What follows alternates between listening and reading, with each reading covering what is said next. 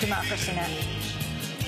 This is Democracy Now!, democracynow.org, the War and Peace Report. I'm Amy Goodman as we turn now to the issue of corporate money in politics. 7 days ago, the Supreme Court issued a landmark ruling to allow corporations to spend unlimited amounts of money to elect and defeat candidates. In a 5-4 decision, the conservative members of the court argued that corporations and unions have First Amendment rights and that the government cannot impose restrictions on their political speech. Many advocates for fair elections say the court's decision in the Citizens United case will open the floodgates of corporate campaign donations.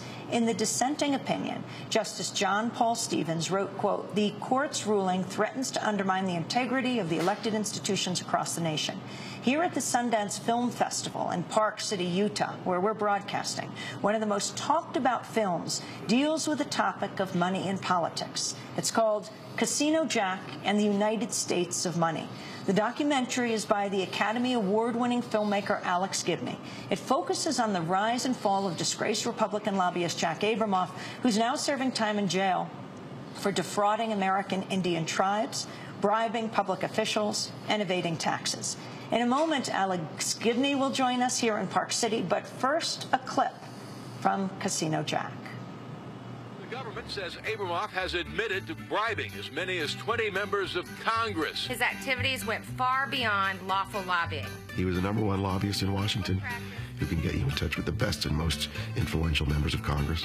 It's amazing how many members of Congress wanted in with Jack. Mr. President, if you say you don't fear anything. When the story broke, President Bush publicly tried to distance himself from Jack Abramoff. I frankly don't even remember having my picture taken with the guy.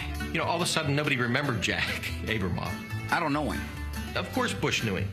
Absolutely. It's just amazing how close Abramoff and his people got to the levers of power in Washington. We had no idea that it would lead to the resignation of Tom DeLay, to the conviction of Bob Ney, to Tony Rudy, to Neil Volz. So many people were pulled into this web. Ralph Reed, John Doolittle, Karl Rove, Dick Armey, Conrad Burns, John Young, Grover Norquist. It was all about the money. It's the selling of America. An excerpt from Casino Jack and the United States of Money. The filmmaker Alex Gibney joins us here in Park City. We're broadcasting from the headquarters of the Sundance Film Festival in Utah. In 2007, Alex won an Academy Award for his documentary Taxi to the Dark Side. He also made the film Enron, The Smartest Guys in the Room. We're also joined by two other guests who certainly played a role in the Jack Abramoff scandal, and they appear in the film. David Sickey is a member of the Tribal Council of the Coushatta Tribe. He's the vice chair. Tom Rodgers is a member of the Blackfeet tribe, and he's a lobbyist with Carlisle Consulting. The Hill newspaper just published an article about Rodgers titled "The Man Who Blew the Whistle on Jack Abramoff Tells the Story of How He Did It." Well, I want to welcome you all here in Park City to Sundance headquarters, where we're broadcasting from. Your film, Alex, has been received, as Taxi to the Dark Side was, with great acclaim here the first time it's showing. Talk about the significance of going back in time a bit to Jack Abramoff, what could look like a really interesting historical piece, and the Supreme Court decision that just came out. Well, I think the Supreme Court decision suddenly pulls these events from the past into the present with unbelievable force. It's like the film is about buying influence, and Jack Abramoff is a wild and outrageous example of how that works. But what the Supreme Court decision does is to show just how, I mean, as much the tools that Jack had to work with, now anybody like Jack, a lobbyist who wants to really push a political agenda, can do so with unbelievable power just by eliciting the aid of massive amounts of corporate money. Now, go back for people who, when asked Jack Abramoff, is it a drink, some corrupt politician, explain what happened. Tell us the story in a nutshell. And you can't speak in sound bites. Jack Abramoff is a lobbyist, or was a lobbyist, and a lobbyist is somebody who represents people's interests, trying to get laws passed in Congress on their behalf. But Jack Abramoff really is better understood as a political zealot.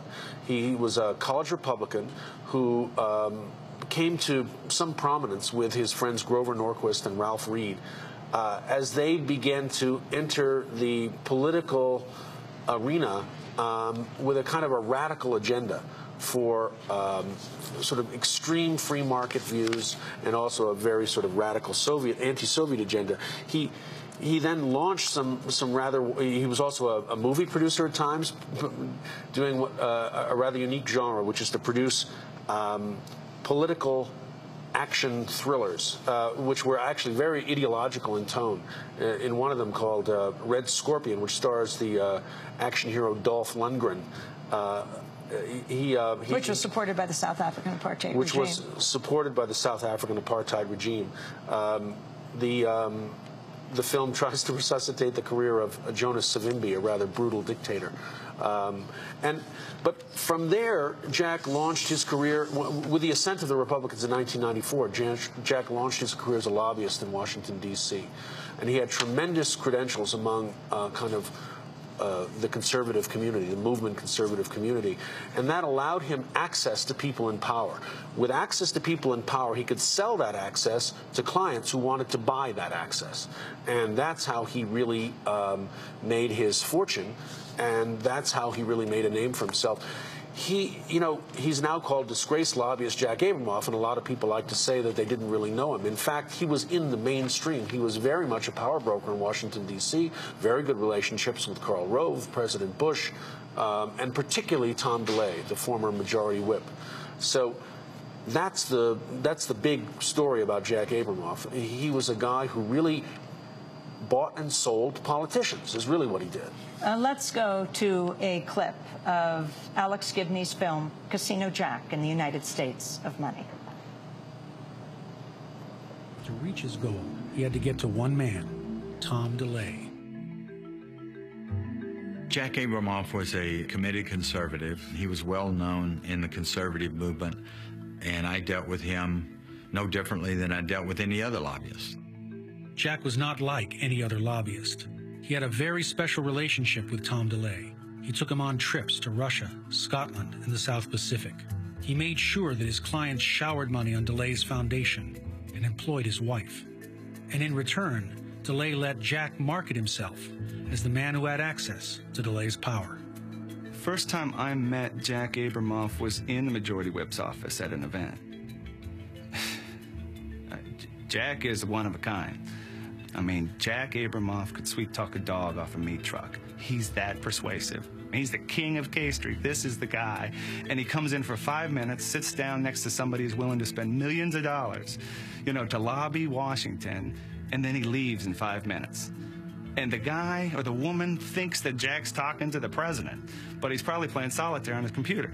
And then he comes back in and is like, hey, sorry about that, but you got 2 more minutes. And by the way, I need about $250,000 a month. And then walks out the door. One of a kind. That a clip from Casino Jack, United States of Money. Alex, go on from there and talk about Tom DeLay. Interestingly, at your premiere here at the Sundance Film Festival, one of those who were in the audience was Bob Ney, who went to jail. Congressman Bob Ney spent 17 years in a 17 months, I should say, in a federal penitentiary. Bob was caught up in Abramoff's web, and it was really a very powerful moment. I mean, when we screened the film here, Bob had never seen it before, and I was unsure a little bit how he was going to react. He's in the film. He's interviewed at length, as is his former chief of staff, who then went on to work for Jack Abramoff, Neil Volz.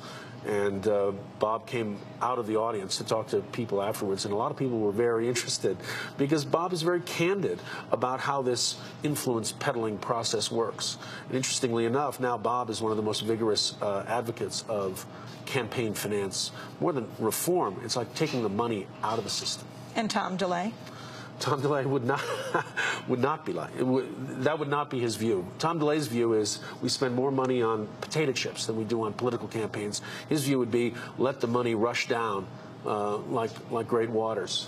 So his wish was answered by the Supreme Court. Indeed, I think the Supreme Court was channeling Tom DeLay when they issued their recent decision. But Tom DeLay is out of office now. How does it tie into this? Well, Tom DeLay is out of office now, but I think the point is that